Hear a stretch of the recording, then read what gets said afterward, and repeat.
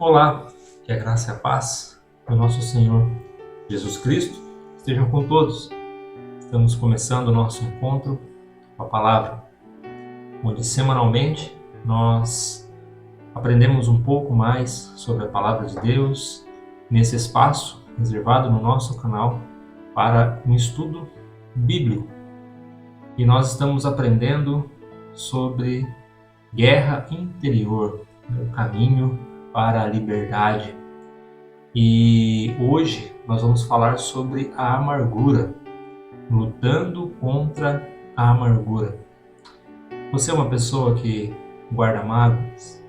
Você já sofreu no passado? Já feriram o seu sentimento e você guardou isso dentro do seu coração? O que a palavra de Deus nos ensina a respeito da amargura? Eu gostaria que os irmãos abrissem suas Bíblias comigo no livro de Gênesis, capítulo de número 50. Nós iremos ler o versículo de número 20. Gênesis, capítulo 50, versículo de número 20. Assim diz a palavra de Deus. Vocês, na verdade, planejaram o mal contra mim, porém Deus o tornou em bem, para fazer, como estão vendo agora, que se conserve a vida de muita gente.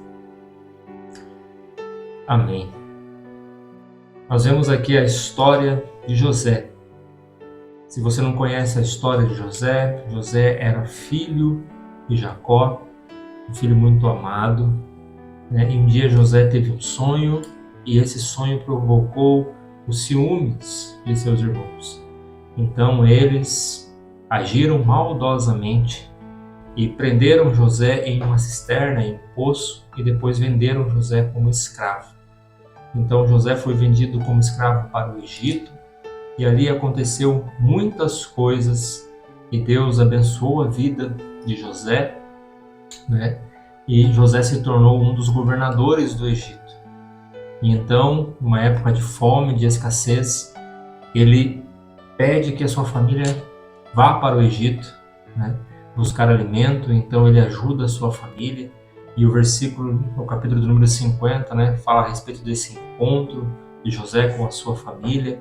E os seus irmãos estavam aflitos, porque achavam que José poderia guardar alguma mágoa deles. E José diz para eles que não, que o mal que eles fizeram para ele, Deus tornou bem, para que muitas pessoas fossem salvas por meio disso. Então, o que José nos ensina, queridos, é que a amargura ela não deveria fazer parte da nossa vida como ser humano, porque a amargura ela sempre aponta para o fato, Isso não devia ter acontecido comigo. Quando que a fé ela sempre aponta para Deus. Deus está no controle, apesar de eu estar vivendo essa situação. José ele foi traído pelos seus irmãos, ele foi vendido como escravo, ele foi injustiçado no Egito, passou por muitas situações difíceis, mas ainda assim ele acreditava em Deus. Ainda assim, ele olhava para a sua situação e esperava em Deus. Ele aguardava a promessa de Deus, ele aguardava o socorro de Deus. Por que o coração de José era dessa maneira? Por que ele interpretou a dor, a sua dor, de uma forma a olhar a soberania de Deus? Porque José ele não olhava para o seu sofrimento. Se ele olhasse para o seu sofrimento, ele veria apenas o seu sofrimento. Mas José olhava para Deus, mesmo estando em sofrimento. Nós deixamos a amargura crescer dentro do nosso coração quando deixamos Deus desaparecer da nossa vida, da interpretação da realidade que nós vivemos. Por isso, é importante nós entendermos que a dor, ela não redefine a soberania de Deus, né? É o contrário, a soberania de Deus é que redefine a nossa dor. As declarações de José aqui, no versículo de número 20, né, elas nos mostram a fé que ele tinha. Porque ele diz, né, vocês na verdade planejaram o mal contra mim, porém Deus tornou em bem. Então, apesar do sofrimento, nós vemos que José enxergava, né, a soberania de Deus na sua vida. E aqui, nesse trecho, nós encontramos duas verdades que são simultâneas. O homem, ele é responsável sim pelos seus atos. Deus é soberano, mas o homem, ele é responsável pelos seus atos e pelas suas escolhas. Nós não podemos deixar o homem imune, né? O homem, ele provoca o seu próprio sofrimento, mas apesar, né, das escolhas erradas da humanidade, do homem, por causa do pecado, Deus não perde o controle da história, né? Vejam que Deus, ele sempre está no controle, né? Ele não permite que a sua soberana vontade seja violada. Por isso, o apóstolo Paulo fala lá em Romanos, no capítulo 8, no versículo 28, todas as coisas cooperam para o bem, né, daqueles que amam a Deus e andam segundo o seu propósito. E a história de José nos revela isso, que Deus, né, ainda que nós não venhamos a não entender os seus planos, né, Deus não é como no ditado diz, escreve certo por linhas tortas, mas Deus escreve certo por linhas certas. Ele não erra. Ele não erra. Então, aquilo que parecia destruição, né, aquilo que parecia o fim para José, Deus, na verdade, estava preparando ele, né, para uma glória futura, né, preparando ele para o cumprimento da sua promessa. Mas se José tivesse deixado que a amargura tivesse tomado conta do seu coração, ele não iria conseguir ver Deus escrevendo a sua história com amor, né? A fé, queridos, ela enxerga o propósito de Deus, né, onde o coração muitas vezes só vê a dor. José não apenas reconhece a soberania de Deus, né? José, ele consegue ali enxergar de fato o propósito de Deus. E isso, queridos, é maravilhoso, né?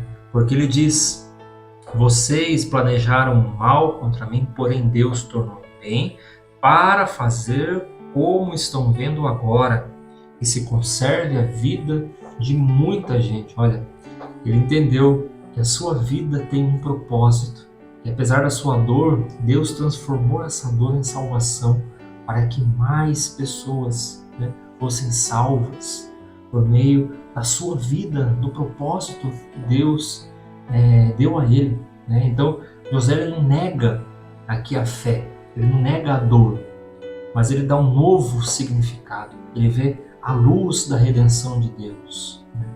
E nós podemos ver isso, queridos, em Cristo Jesus, o nosso Senhor. A cruz de Cristo é o maior exemplo.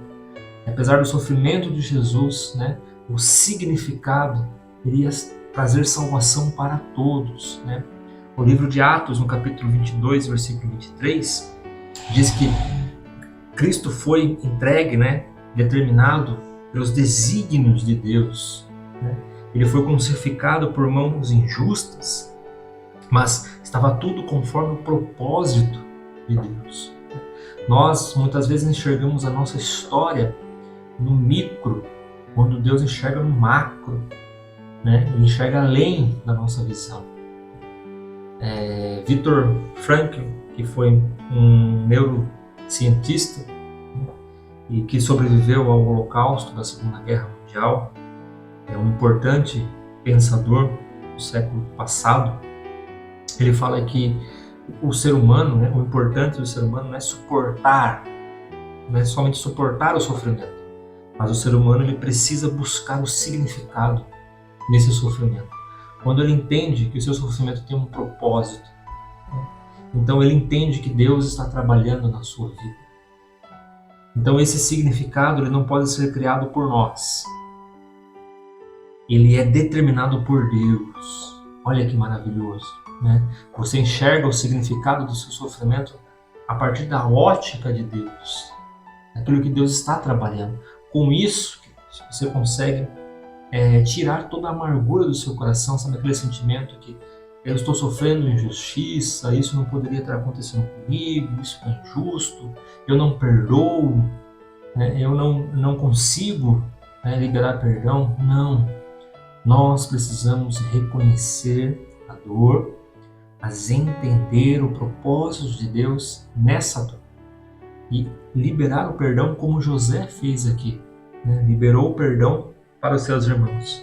O Salmo de número 34, versículo 18, diz que perto está o Senhor dos que têm o coração quebrantado. Perto está o Senhor dos que têm o coração quebrantado, ou seja, um coração humilde, na presença de Deus. Uma das práticas que nós podemos ter na nossa vida para nos libertarmos da amargura é todos os dias reconhecer a soberania de Deus, né? Que nada acontece fora do seu controle. Tudo segue, né, rigidamente conforme Ele determinou. E quando nós enxergamos a soberania de Deus, nós descansamos nele, né? Nós combatemos a amargura, né, falando ao nosso coração: Deus está fazendo algo bom na minha vida, mesmo que eu não veja, mesmo que o momento pareça ser mau, Deus está trabalhando na minha vida, fazendo algo bom. E também podemos combater a amargura no nosso coração quando escolhemos perdoar. Veja, José, ele estava livre, ele entendeu, ele perdoou, ele se libertou. O apóstolo Paulo, na carta aos Efésios, no capítulo 4, versículo 31 e 32, ele diz: longe de vós toda amargura, antes sede bondosos uns para com os outros. Sede bondosos, longe de vós toda amargura. Enquanto não liberarmos o perdão, a amargura sempre estará ali, sondando o nosso coração. E o perdão só é possível quando lembramos o quanto fomos perdoados em Cristo. Só podemos perdoar quando lembrarmos o quanto fomos perdoados em Cristo.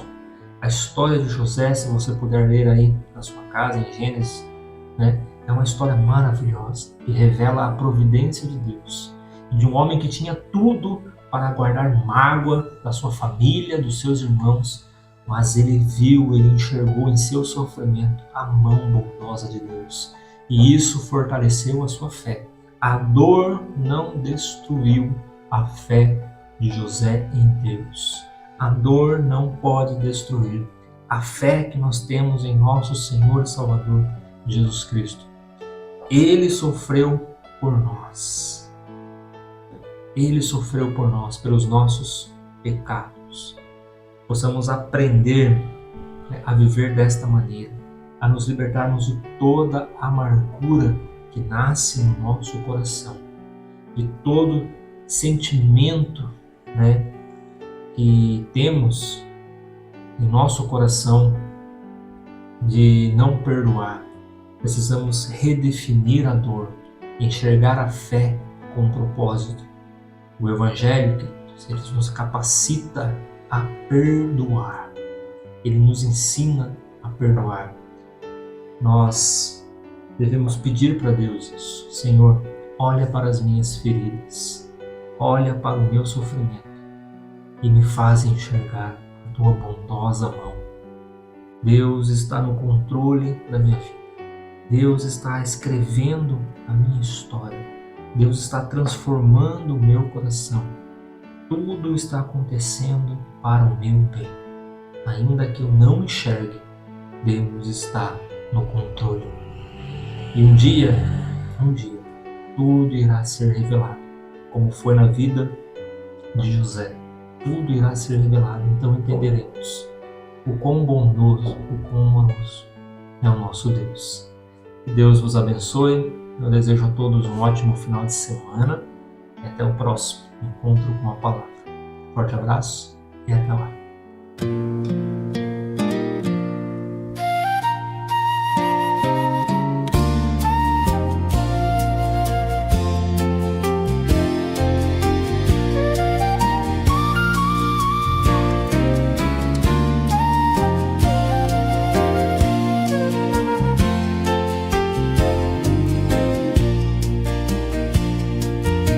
Aflito e triste coração, Deus cuidará de ti. Por ti opera a sua mão, que cuidará de ti. Deus cuidará de ti em cada dia.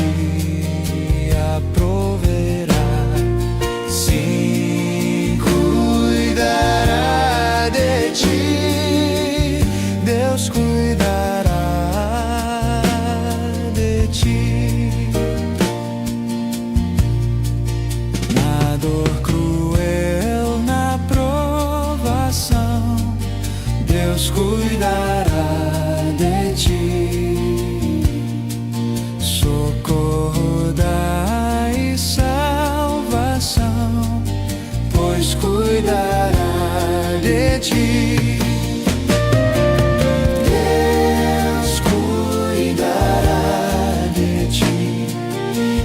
Cada dia proverá, sim, cuidará de ti. Deus cuidará de ti. A tua fé Deus quer provar, mas cuidará de ti.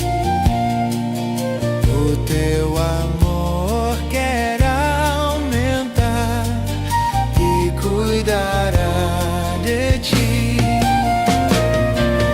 Deus cuidará de ti.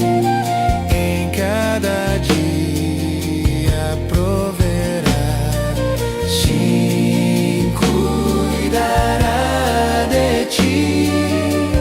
Deus cuidará de ti.